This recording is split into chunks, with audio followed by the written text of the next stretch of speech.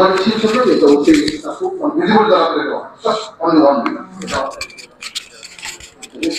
বিষয় হচ্ছে আমাদের ঐতিহাসিক স্থাপনাগুলোর একটা বড় হচ্ছে আমাদের আলিয়ামদের ঘুরি এবং এই ব্রিজ কেন্দ্র। তো এখানে একটা বিষয় হয়েছিল, সেটা হচ্ছে যে ওই জুলাই স্তম্ভ একটা এখানে স্থাপন করে ফেলছিল। এই জন্য কথাবার্তা কিছু হচ্ছে আমি আসার পরে, তা আমি পরের দিনই সকালবেলা হাঁটার সময় একাই হাঁটতে হাঁটতে দেখতে গেছিলাম। দেখি তো ফিজিক্যালি দেখতে গিয়ে দেখি যে এখানে তো যে জায়গাটা করেছে ঠিক হয়নি। আর একটা হচ্ছে গিয়ে দেখি যে 3 জন লোক ঘুমিয়ে আছে এবং তারা ডেফিনেটলি তারা মানে নেশা করে, যেখান থেকে বুঝতে পারছে তারা হয় হিরোইন খায়, না হলে হচ্ছে গাঁজা খায়। এবং দেখলাম যে এরকম একটা জায়গাতে ট্রাক রেখে আসছি সার্কিট, প্রথম দিন এসে সার্কিটে উঠলাম। তো সার্কিটের সামনে ট্রাক দোকান তো অনেকে আছে। এটা তো আপনার জন্য হয়তো খুশি হবেন, এটা আগামী শনিবার থেকে থাকবে না। আগামী শনিবার থাকবে না, কারণ আমরা এই এটা ইতিমধ্যে আমরা সিদ্ধান্ত নিয়েছি, নেতৃবৃন্দ সবাইকে বসছিলাম স্টেকহোল্ডার সহ। সেটা হলো যে আপনার এই আলিয়ামদের ঘড়ির পাশে স্তম্ভটা করা হয়েছে, এই স্তম্ভটাকে সরিয়ে আর একটা পাশে অন্য জায়গায় নেওয়া হয়েছে। সিদ্ধান্ত হয়েছে, কাজ করতেছে অলরেডি। এটা তো আজকে কালকের মধ্যে এটা উঠায় ফেলবে। আর দ্বিতীয়ত হচ্ছে যে আমাদের প্ল্যানটা হচ্ছে যে আলিয়ামদের ইয়েতে ব্রিজের উপরে হকার বসে, আমরা হকার উঠতে দেবো না, হকার উঠতে দেবো না। এবং এখন মোটরসাইকেল চলে, মোটরসাইকেল উঠবে না, কারণ এটাকে আমরা শুধু হাঁটার জন্য রাখবো এবং নিচের সমস্ত ট্রাক সরাই দেবো। খাবারের যে দোকানগুলি, ফুচকার দোকান যেগুলি আছে, এইগুলি বিকাল 5টা থেকে 8-9টা পর্যন্ত থাকবে। যখন আসবে তো এক পাশে এই জায়গাটা একদম বিনোদন কেন্দ্র হিসেবে তৈরি করবো, যাতে করে লোকজন এখানে এসে হাঁটতে পারে, ফ্যামিলি সহ ঘুরতে পারে, করতে পারে। তো এটা আমরা কাজ করছি। আমরা আশা করছি যে শনিবার থেকে এটা আমরা শুরু করবো। এটা কোনোভাবেই এটা দেবো না। এবং সিটি কর্পোরেশন বলা হয়েছে যে ব্রিজের উপর ওঠার সময় একটা গেট এর মধ্যে ডাউন করে দিই, যাতে করে কেউ মোটরসাইকেল উঠতে না পারে। কারণ এটা আমাদের একটা ঐতিহাসিক স্থাপনা এবং আমাদের শহরে আসলে কোনো বিনোদন কেন্দ্র যে ফ্যামিলি নিয়ে ঘুরবেন আসবেন সেগুলো। তো এটাকে আমরা প্ল্যান করছি যে কিছু বিউটিফিকেশন করতে, যে কিছু ফুলের টপ লাগিয়ে দিই, যাতে করে লোকজন আসতে ভালো লাগে। এটা তো আশা করছি এটা মানে শনিবার থেকে কাজ শুরু করলে ইনশাল্লাহ এটা ফলাফল আপনারা দেখতে পাবেন। এটাই হিসাবে। আচ্ছা, এরপরে অন্যান্য পয়েন্টগুলো একটা একটা করে আসি। সেটা হলো যে এখানে একটু বলে রাখি, সেটা হলো যে হকারদের একটা তালিকাও কিন্তু আমরা করতেছি। কারণ এটা আপনারা বলছেন যে আমার অ্যাসেসমেন্ট তাই, এখানে যারা আসলে ফুটপাতে কাজ করে ম্যাক্সিমাম লোক সিলেটের বাইরে। তো আমরা এখানে সিটি কর্পোরেশন তো একটা জায়গা রাখা হয়েছিল যেখানে হকারদের জন্য এটা। তো আমরা সেটাও ঠিক রেডি করতেছি। যারা সিলেটের লোকজন যারা আছেন এখানে মানে কিন্তু রাস্তায় কোনো থাকবে না, এটা আমরা চেষ্টা করছি। এই ক্ষেত্রে আপনাদের সবার সহযোগিতা লাগবে, কারণ হচ্ছে যে এটা সবার সাথে না হলে সবটা নিয়ন্ত্রণ করা খুব মুশকিল। আমরা চেষ্টা করছি যে করার জন্য, এটা আমি মনে করি এটা অবশ্যই সম্ভব, করতে হবে এটা। আচ্ছা, এরপরে যেটা হচ্ছে আপনার স্বাস্থ্যসেবার বিষয়। স্বাস্থ্যে আপনি জানেন যে আমি প্রথম দিন এসেই তার 2 দিন পরে আমি আমার জেলার সকল কর্মকর্তাদের নিয়ে বসছিলাম এবং আমি প্রথম দিন আপনাদেরকে বলেছি যে আমার কাছে প্রায়োরিটি এরিয়া, আমি সকল বিষয় দেখবো, কিন্তু এর মধ্যে আমি কিছু বিষয় প্রায়োরিটাইজ করছি, কোনটা আগে দেখবো আমি, এটাই প্রায়োরিটি। তো এর মধ্যে আমার স্বাস্থ্য এবং শিক্ষা দুটি আছে। তো আমি আমার অভিযোগকে বলেছি যে উপজেলায় যখন ইন্সপেকশনে যাবো, ভিজিটে যাবো, তখন আমি অন্যান্য দপ্তরের কর্মকর্তাদের নিয়ে যাবো। এবং ওই দিন আমি আমার সিভিল সার্জন গিয়েছেন, আমার সাথে এগ্রিকালচার গিয়েছেন, শিক্ষা অফিসার গিয়েছেন, এবং আমি গোয়াঘাটে ইয়েতে কি বলছে আপনার হাসপাতাল ভিজিট করতে গেছি। আপনার খুবই মারাত্মক অবস্থা, খুবই। কিছু জিনিস হচ্ছে আপনি দায়িত্ব পালন না করার কারণে সমস্যা, কিছু হচ্ছে আপনার কারণে তো বাজেটের সমস্যা আছে, সেটা আরেকটা বিষয়। আমি দেখলাম যে ওইখানে 4 জন ক্লিনার আছে আউটসোর্সিং নিয়োগ দেওয়া, কিন্তু হাসপাতালে এত নোংরা, মানে কোনো কাজ করে নেই। মানে যেটা পরিষ্কার করবে, ময়লা করবে। আমি এসে আমার অফিস আগে ঠিকঠাক করছি, মানে আমার অফিসে বলে যে স্টাফদেরকে কোনো অফিস যদি ময়লা থাকে, এবং আমি কিন্তু একটু ডিফারেন্ট টাইপের মানুষ, মানে অন্যান্য সিনিয়র অফিসে যখন রুমে বসে থাকে না, আমি কিন্তু পুরো আমার যেখানে থাকি এই বিল্ডিং এর ছাদে কয়টা গাছ আছে, কি আছে না আছে, আমি সব পরে রাখি। এবং আমি আমার সহকর্মী এখানে আছেন, আমি মোটামুটি আমার এই বিল্ডিং এবং ওই বিল্ডিং দুইটাই কিন্তু পুরোপুরি প্রত্যেকটা রুম কোনায় করে দিচ্ছি, কোথায় কি আছে না আছে, কে কোথায় বসে, কোথায় চেয়ার ফেলতে হবে, কোথায় ময়লা আছে, কোথায় ঠিক করতে হবে। সুতরাং আমি এই কাজটা এই শহরেও করবো, যে কোথায় আছে আগে নিজের অফিসটাকে ঠিক করতেছি, রেডি করতে। কারণ টিমটাকে রেডি করতে হবে, কারণ টিমটা আসলে রেডি না হলে কাজটা তো ভাগ করে দিতে হবে। আর আমি এই জেলার যত দপ্তর আছে প্রত্যেক অফিসে আমি যাবো।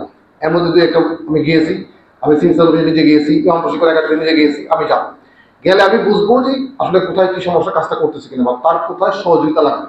কারণ আমি প্রথম দিন বলে দিয়েছি যে team select should be first in all sector. যে ধরেন এখানে কাজ করবে না কেউ, এরকম কোনো অফিসার এখানে বলে দেবে। এখানে মোটামুটি আমি সবাই যে কদিন আছি দৌড়ের মধ্যে রাখবো, কাজ করতে হবে। যে কাজ করবে না তাকে চলে যেতে হবে। আর কোনো দুর্নীতিবাদ লোক এই জেলায় কাজ করতে হবে। যদি কোনো দুর্নীতিবাদ লোক দেখে দুর্নীতি করে, আমি নিশ্চিত জায়গায় বলে দেবো have to remove or transfer, এখান থেকে থাকা যাবে। এখান থেকে যেটা হোক সেবাকে নিশ্চিত করতে হবে, নাগরিক সেবা মনে রাখতে হবে। এই দেশের মানুষগুলো হচ্ছে খুব সাধারণ মানুষ, এই সাধারণ মানুষগুলোকে একসময় ব্রিটিশে শোষণ করছে, এরপর পাকিস্তানে করছে। এখন আমরা যারা যাতে উঠছি, আমাদের অফিসে গেলে লোকজন খালি দড়িতে ঘুরায়, নাকে দড়িতে ঘুরে। নো, লোকজনের সেবা দিতে হবে, কাজ একটাই, সেবা দিতে হবে। আপনাকে আমি সেলুট করবো অবশ্যই, কিন্তু আপনি সেবা দেশে করবেন, মানুষের সেবা আপনার দায়িত্ব এটা। তো সুতরাং আমি মনে করি এই জন্যই আমি 23 তারিখ সবাইকে নিয়ে বসবো, আমার সকল দপ্তরে কর্মকর্তা যারা আছে বিভিন্ন ডিপার্টমেন্টে সবাইকে নিয়ে সহ এখানে স্থানীয় লোকজনে বসবো, লোকজন বলুক যে কোন সেবাতে পাইতে কোনো সমস্যা হচ্ছে কিনা, কোনো ওষুধ আছে কিনা, বা তারা আসলে কি চায়, যে কোনটা কেমনে বলা যায়। এই যে আপনাদের সাথে কিন্তু বসার সাথে পরিচিত হওয়া না, মানে প্রবলেমগুলি নেওয়া, যে কোথায় কি প্রবলেমগুলি তৈরি আছে, এবং কাজগুলো যে ডিসিশন একা করে না, সবাইকে নিয়ে করতেছে, আপনাকে অনবোর্ড করা, আপনি জানলেন যে আমি কি করতেছি, আপনি বললেন যে কি করা দরকার, ফলে হলো কি এই যে সম্মিলিত যে সিদ্ধান্ত আমরা নিলাম এইটার শক্তি কিন্তু অনেক বেশি। এই জন্য তো এই স্বাস্থ্যটা নিয়ে আমরা কাজ করছি। আমি সিভিল সার্ভিসে আমি নিজে বসছিলাম, এবং আগামীকালকে আমি এখানে ওসমানী মেডিকেল কলেজে যাবো, আমাদের সিভিল সহ ডিরেক্টর হসপিটাল সহ কালকে এখানে মিটিং সেট করা আছে। কারণ আমি ওসমানী মেডিকেল হসপিটাল গিয়েছিলাম, ওইটা যে নোংরা ময়লা, আমাকে ডাক্তাররা বলছে স্যার আমার একটু ম্যানেজমেন্ট ঠিক করে দেন, এটা 900 বেডের হাসপাতাল, রুগী হলো 2,500 3,000, আপনার হাঁটা যায় না এমন একটা বছর, দালাল টালালে ভর্তি, খুব নোংরা। এটা আমি ইতিমধ্যে স্বাস্থ্য সচিবের কথা বলছি যে এটা যা বুঝতে কি তোমার কি লাগবে তুমি প্ল্যান দাও, আমরা যত পারি আমরা চেক দিব সব কিছু। তো এটাই আমরা বসবো, আমরা আশা করছি ইনশাল্লাহ স্বাস্থ্যসেবা এই শহরে একটা জায়গায় চলে আসবে। আর নতুন যে বিল্ডিংটা করা হয়েছে শামসুদ্দিনের পাশে, এটা ইউজ হচ্ছে না, এটা একটা ঝামেলা আছে, আশা করছি এটা একটা সমাধান আমরা বের করে নিয়ে আসতে পারবো। স্বাস্থ্যসেবা ঠিক করতে হবে, কারণ এটা হলো প্রত্যেক মানুষের দরকার। আপনি আমি যে হল না কেন দিন শেষে অসুস্থ হলে যেতে হয় আমার হাসপাতালে বা রোগীর কাছে, এটা হাসপাতালে ডাক্তারের কাছে। সুতরাং আমাদের এটা করতেই হবে ইনশাল্লাহ, এটা আমরা করবো যেটুকু রিসোর্স আছে এটুকু। হ্যাঁ, কিছু কিছু লোকজন আছে যারা মনে করেন যে একদম রিমোট উপজেলাতে ডাক্তার থাকতে চায় না, সেটা আমরা মনে করছি ঠিক আছে, ডাক্তার চাইলে এক্সপার্ট টিম শহর থেকে সপ্তাহে 2 দিন 3 দিন যাবে, যে ঠিক আছে এই বিষয়ে বিশেষজ্ঞরা প্রতি সপ্তাহে এখানে বসেন, লোকজন জানলো যে এই বিষয়ে এখানে অমুকদিন ডাক্তার আসেন, তো এখানে করবে, যারা শহরে আসতে পারলো আসতে পারলো, না আসলে এখানে করবে। আর এটা নিয়ে আশা করছি কাজ হবে, মানে ধাক্কাধাক্কি করলে তো কিছু না কিছু কাজ হবে ইনশাল্লাহ, আমি বিশ্বাস করি। সুতরাং কাজ কিছু হইতেই হবে, করতে হবে ইনশাল্লাহ, হবে। আচ্ছা, আর যেটা বলছেন যে আপনারা যে অভিযান পরিচালন বাজার নিয়ন্ত্রণ, এটা আমি ভোক্তা, এবং এখানে প্রতি মাসে আমি একটা মিটিং করবো আমাদের ভোক্তা অধিকারী যারা কাজ করেন খাদ্য নিয়ে, আপনারা যে কোন জিনিসের ভেজাল হচ্ছে, কোনটা সমস্যা হচ্ছে, আপনারা আমাকে তথ্য জানাবেন, এবং তথ্যতেও কয়েকটু উপায় আছে, আমার ফোন নাম্বার লেখা আছে, সঙ্গে নাম্বার আছে, আপনাকে হোয়াটসঅ্যাপ মেসেজ দেবেন। অনেক সময় ফোন ধরতে পারে, মিটিং করছি অনেকেই কিন্তু ফোন করছে, এর মধ্যে 2টা ফোন ধরছে, আমার একজন সচিব ফোন করছে, তো অনেকে ফোন ধরতে পারে না, এরকম মিটিংয়ে থাকার কারণে ফোন ধরতে পারে না, আপনারা টেক্সট দিয়ে রাখবেন।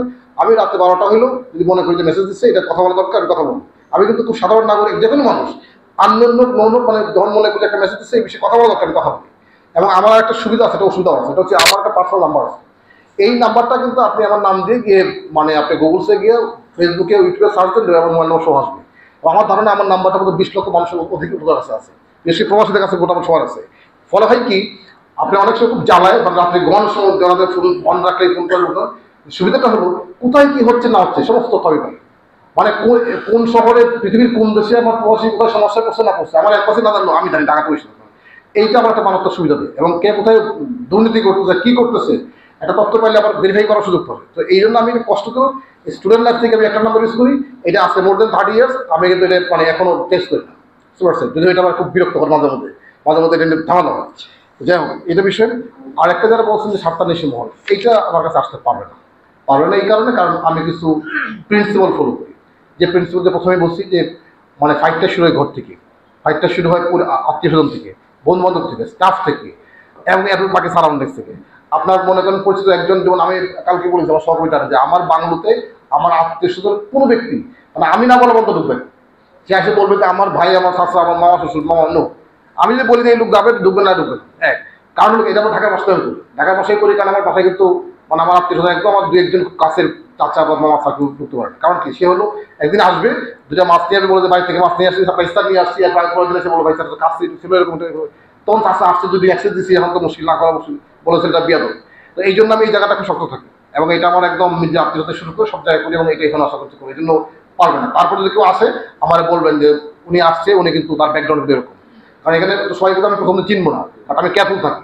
কিন্তু প্রথম দিকে আমি কিন্তু অনেক অনুষ্ঠানে যাইনি, অনেকে এসে বলে স্যার দাওয়াত দিয়ে এমন করে নেই, আমি যাবো না, আমি কাজ করতে, কারণ আগে বুঝে নেই যে সে কী করে, আসলে তার পিছনে দান্দা কি, কারণ এইভাবে মানা হবে সে ইউজ করে। আমি এক জায়গায় যাবো, নিয়ে যাবে, নিয়ে তারপরে প্রশ্ন বলে আসছে ওই এটাকে সেল করে বিক্রি করবে, বুঝতে পারছেন?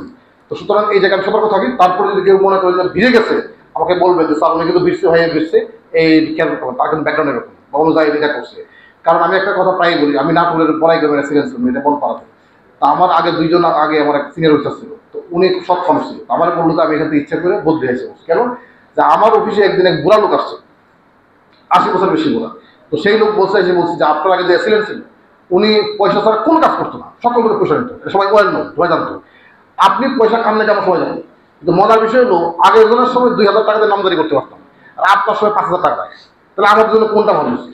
আগে তো ঘুষ খাইতে এটা ভালো ছিল, কারণ আমার টাকা লাগবে কম 2000 টাকা, আপনি ঘুষ খান না, টাকা লাগে 5000, তাহলে আমার আগের জন্য ভালো ছিল না?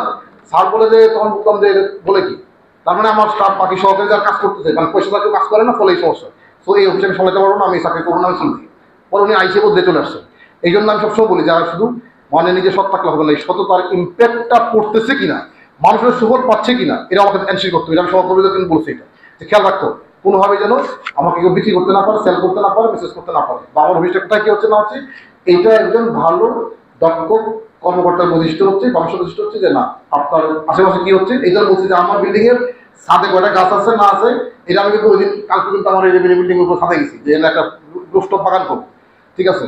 সুতরাং এটা সব তৎপর আমি থাকবো ইনশাল্লাহ, কথা দিচ্ছি, এবং বরাবরই আমি থাকি। তারপরে ধরেন আমার উপদেষ্টা একজন মন্ত্রী, উনি ধরেন বাংলাদেশের পাওয়ারফুল একজন উপদেষ্টার মধ্যে একজন, আমি তার প্রিয় ছিলাম, কিন্তু কেউ মিসইউজ করবে আমাকে দিয়ে বা আমার মধ্যে তাকে, নো, ইটস নট হ্যাপেন। সুতরাং আমরা এই জায়গায় মানে আমি সব কথা বলছিলাম। তারপরেও যদি মনে করেন যে একটা বলা দরকার আমাকে জানাবেন, আমি খুব সাধারণ গ্রহণ করবো।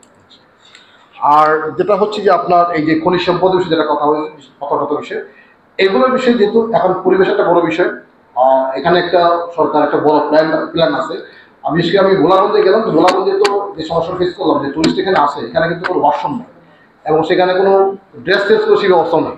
তা আমরা ইমিডিয়েটলি করে ফেলতাম, কিন্তু পরিবেশ মন্ত্রণালয় তারা এবং ট্যুরিজম মিনিস্ট্রি তারা একটা বড় প্ল্যান করতেছে, এবং এটা নেদারল্যান্ড গভর্নমেন্টের সাথে আমাদের এই যতগুলো টুরিস্ট স্পট আছে 6টা বা 8টা, এই প্রত্যেকটাতে ইকো ট্যুরিজম করা হবে এবং পাশাপাশি লোকাল লোকজনকে কিছু এমপ্লয়মেন্টের ব্যবস্থা করা হবে, এবং একটা এক্সপার্ট টিম হয়তো এই সপ্তাহ আগের সপ্তাহের মধ্যে আসবে। এটা আমাদের গতকাল কথা হয়েছে এদের সাথে। তো আমরা এই জন্য অপেক্ষা করছি, না হলে তো ইমিডিয়েটলি কিছু বেতন নিতাম। তো আপাতত প্রোটেকশনের জন্য আমরা কিছু ক্যামেরা দিব, আমাদের লোকজন সিকিউরিটি গার্ড, পুলিশ আছে, আনসার আছে, আমাদের সিভিল স্টাফ আছে, তা দেখভাল করতেছে। তো তার চেয়ে বড় ওয়াচডগ কিন্তু আপনারা, কোথায় কি হচ্ছে না হচ্ছে আমাকে পত্রিকা লেখেন, মিডিয়াতে দেন, আমাকে জানাবেন যে এই এটা হচ্ছে, তাতে আমরা আগে স্টেপটা নিতে পারি। ক্ষতিটা হয়ে গেলে স্টেপ তো লাভ নেই, ক্ষতিটা হওয়ার আগে যদি আমরা নিতে পারি সেটা আমাকে জানাবেন, এবং আমাকে ফোনে জানান যে মেল করতে পারেন, কোনো অসুবিধা আমরা দেখবো এটা। আচ্ছা, তো এটা একটা বড় প্ল্যান আমাদের আছে। পাথর তোলা যাবে কি যাবে না এটা একটা জাতীয় সিদ্ধান্তের বিষয়, কারণ এখানে আসলে অনেকগুলো ইস্যু আছে। তারপরে আমরা মনে করি আর এখানে এইটার পাশাপাশি কর্মসংস্থান একটা বড় কনসার্ন আমাদের জন্য, কারণ এই মুহূর্তে আমাদের কাশিং সেন্টারগুলো বন্ধ আছে। তো প্রত্যেকটা কাশিং সেন্টার আপনার 10 থেকে 15 জন 20 জন শ্রমিক কাজ করতো। তো ওদেরকে নিয়ে একটু বসছিলাম, সেটা হলো যে আপনার তাদেরকে বলে দিয়েছি যে আপনারা 2টা জায়গা, একটা গোয়াইনঘাটে এবং একটা ভোলাগঞ্জে কোম্পানিগঞ্জে একটা জোন ঠিক করেন, যেখানে কাশিং জোনগুলো এক জায়গায় থাকবে এবং পরিবেশ কমপ্লায়েন্স করে সেটা কীভাবে করা যায় সেটা ব্যবস্থা করতে হয়। তো ওদেরকে আমার ইমিডিয়েটলি ফোনে একটা বসবো, তারা জায়গা দেখতেছে, এবং জায়গা দেখলে হয়তো আমরা ঠিক করবো যে ঠিক আছে এক জায়গা, কারণ খনিজ সম্পদ আইন অনুযায়ী কোয়ারির 5 কিলোমিটারের মধ্যে কোনো কাশিং জোন থাকবে না। তো আমরা যেহেতু এটা প্রচুর ধুলা উড়ে, তো যাতে লোকালয় না থাকে, একটা পাশে নিয়ে যাওয়া তো সেটা করবো। আর ওই অঞ্চলে তখন ধরনের যে 5-7 মাস থাকে হচ্ছে পানি, আমাদের মৎস্য আসছিল, তো আমরা বলছি যে এখানে এই অন্তকে 50-100 টাকার মাছ ছেড়ে দেন, মানে পোনা ছেড়ে দেন, ছেড়ে দিলে 3 মাস তেলাপিয়া বড় হয়, অন্য যে কোনো মাছ থাকবে, পরে যেই খাক 5 মাস ইন্ডিয়া যাবে না, এদিকে থাকবে বাংলাদেশের লোক যেখানে মারে মারো, এই 6 মাস পাটাগুলি পানিটা কাজে লাগবে। তো এইটাও দেখি কি করা যায় আর কি। আর আরেকটা হলো বালু তোলা নিয়ে,